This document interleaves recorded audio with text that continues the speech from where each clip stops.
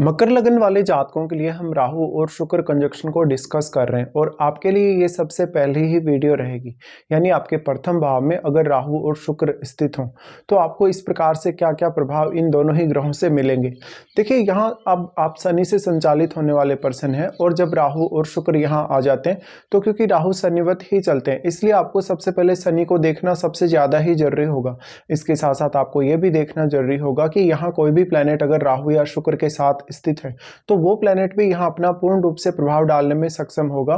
फिर वो प्लैनेट आपके चार्ट में जिन जिन भावों को रिप्रेजेंट कर रहा है उन भावों के प्रति आपकी प्रतिक्रिया किस प्रकार की होगी। यहाँ पे देखिए, अब राहु और शुक्र दोनों ही साथ आ रहे हैं तो शुक्र आपके चार्ट में पंचमेश भी है और आपके 10वें घर के भी स्वामी, इसलिए ये जो कंजक्शन है आपके इंडिविजुअली अगर देखा जाए तो कैरियर के लिए, रिलेशनशिप के लिए, इवन आपकी डिसीजन मेकिंग के लिए, पर्सनैलिटी वाइज बहुत ही ज़्यादा इंपॉर्टेंट हो जाता है। अब शुक्र यहाँ पे क्योंकि 5वें घर के लॉर्ड हैं और वो यहाँ पे बैठे हैं राहु के साथ, तो राहु का दृष्टि भी पंचम पर है। इस प्रकार का राहु आपको बहुत ज़्यादा टैलेंट देने का काम करेगा। शनि से रिप्रेजेंट होने की वजह से आप एक बहुत ही हार्ड वर्किंग पर्सन ऑलरेडी हैं, तो अब आप जितना ज़्यादा अपनी क्षमताओं पे काम कर पाएँ, अपनी नेचुरल स्किल्स को जितना ज़्यादा आप इम्प्रूव कर पाएँ, उतना ही ज़्यादा आप बेटर परफॉर्म कर पाएंगे लाइफ में। इसके साथ साथ यहाँ शुक्र को लेकर आपकी एक्सपेक्टेशंस काफ़ी ज़्यादा हाई रहेंगी। शुक्र की क्वालिटीज़ यहाँ काफ़ी मल्टीप्लाई हो रही हैं, तो आपको पंचम भाव और दसम भाव से संबंधित मामलों में राहु की हेल्प भी मिल जाएगी। लेकिन आपके पंचम भाव में स्थित ग्रह और आपके दसम भाव में स्थित ग्रहों का रोल भी उतना ही ज़्यादा इंपॉर्टेंट होगा आपके लिए। इसी तरीके से मान लीजिए अगर आपके 10वें भाव में या आपके पंचम भाव में शुक्र का ही कोई मित्र ग्रह बैठा हो, तब आपको सबसे ज़्यादा फायदा मिलने के चांसेस हैं। और दूसरी तरफ क्योंकि यहाँ शुक्र की क्वालिटीज़ काफ़ी मल्टीप्लाई हो ही रही, तो आपको दसम भाव या पंचम भाव से रिलेटेड कार्यों पर ज़्यादा से ज़्यादा फोकस करना चाहिए। तो इस प्रकार का जो जातक होगा अपने जीवन को बहुत ही ऐशो आराम के साथ जिएगा, लेकिन वो उतना ही ज़्यादा हार्डवर्किंग भी होगा और जितना ज़्यादा अपनी नेचुरल स्किल्स को आप डेवलप कर सके उतना ज़्यादा आपके लिए बेटर होगा। इस प्रकार से देखा जाए तो आप शुक्र से रिलेटेड इंडिविजुअली कोई भी परफॉर्मेंस भी दे सकते हैं, या तो फिर आप कोई जॉब करने या इवन कोई बिजनेस करने के लिए भी देख सकते हैं, क्योंकि यहाँ पे सप्तम भाव पर भी राहु का दृष्टि होगा। हालांकि सप्तम भाव में केतु बैठे होंगे, बट उसके लिए आपका एफर्ट ही आपके काम आ सकेगा।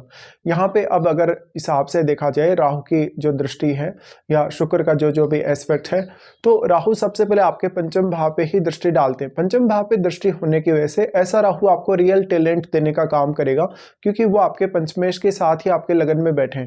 इस तरीके से राहु की दृष्टि पंचम पर होना आपकी लव लाइफ या इवन आपकी मैरिड लाइफ में कुछ समस्याएं जरूर लाएगा, लेकिन इंडिविजुअली आपके लिए ये कंजक्शन बहुत ज़्यादा मैटर कर रहा है।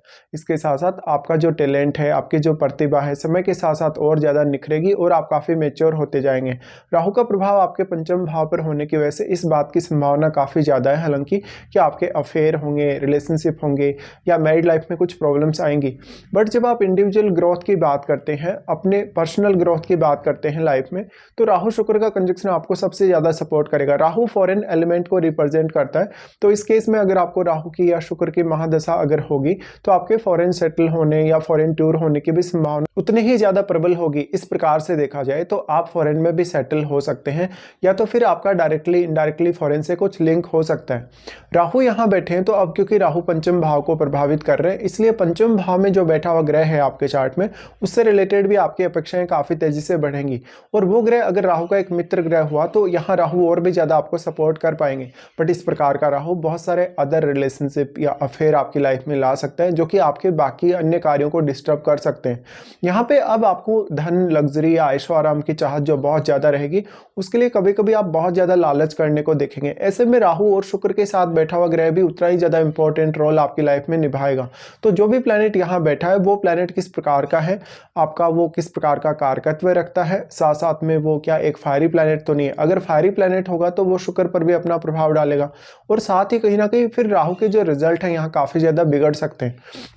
इस हिसाब से अगर देखा जाए तो शुक्र आपके लिए सबसे ज़्यादा इंपॉर्टेंट होंगे अगर आप कैरियर के हिसाब से देखें, क्योंकि वो 10th हाउस के लॉर्ड भी हैं। तो कैरियर में जो भी आप डिसीजन लेने वाले हैं, कैरियर में जो भी आप लाइफ पाथ अपना चूज करने वाले हैं, उसका भी बहुत बड़ा रोल है आपके नेम फेम में। तो हालांकि राहु शुक्र आपके पर्सनैलिटी को बहुत अट्रैक्टिव बनाते हैं, आपको काफ़ी प्रभावशाली बनाते हैं, साथ ही आपको बहुत सारी अन्य क्षमताएं भी प्रदान करेंगे।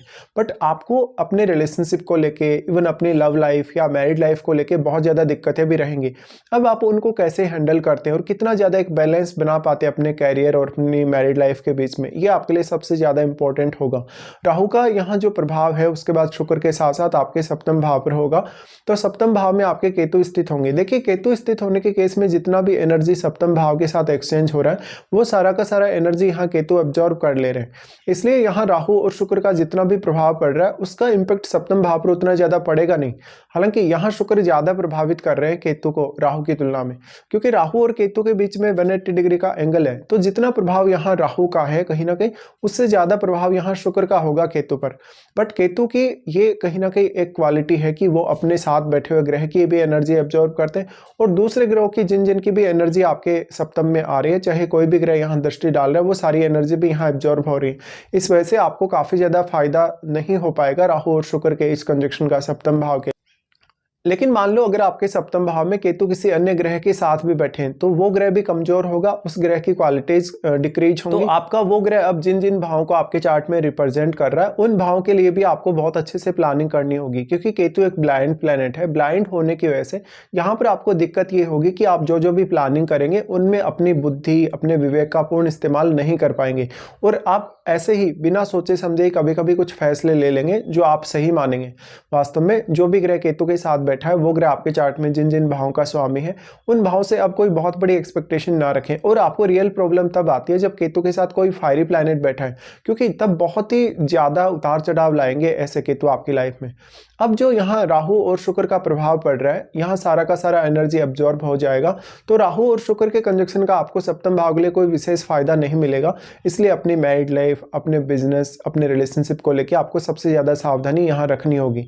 उसके बाद यहाँ राहु का प्रभाव आपके नवम भाव पे होगा। नवम भाव पे राहु का प्रभाव होगा तो विदेश यात्रा की एक्सपेक्टेशंस आपकी काफी हाई होंगी। किसी अदर स्टेट में सेटल होने, किसी अदर सिटी में सेटल होने की संभावनाएं आपके जीवन में काफी ज्यादा प्रबल होंगी। और अगर इसमें आपको राहु की शुक्र की महादशा भी तब देखने को मिले तब और भी ज्यादा पॉसिबिलिटी इसकी बढ़ जाती है। तो ऐसा जातक कहीं ना कहीं अपने कल्चर के साथ साथ विदेशी कल्चर या विदेशी संस्कृति के साथ बहुत अच्छे से एडजस्ट भी कर पाए, साथ में वो कुछ नई संभावनाएं भी अपने कैरियर के लिए तलाश पाएगा।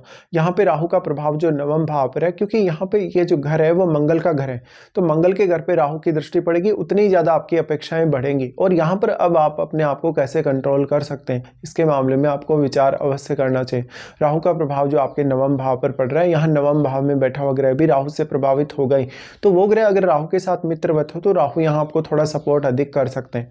इसके साथ साथ मेनली आपको राहु या शुक्र की अगर महादशा हो तो अपनी महादशा पर विचार अवश्य करिएगा। आपकी जो महादशा है कौन से एज पीरियड में आपको आने वाली है, इसका भी बहुत ही बड़ा रोल होगा अब आपकी लाइफ में।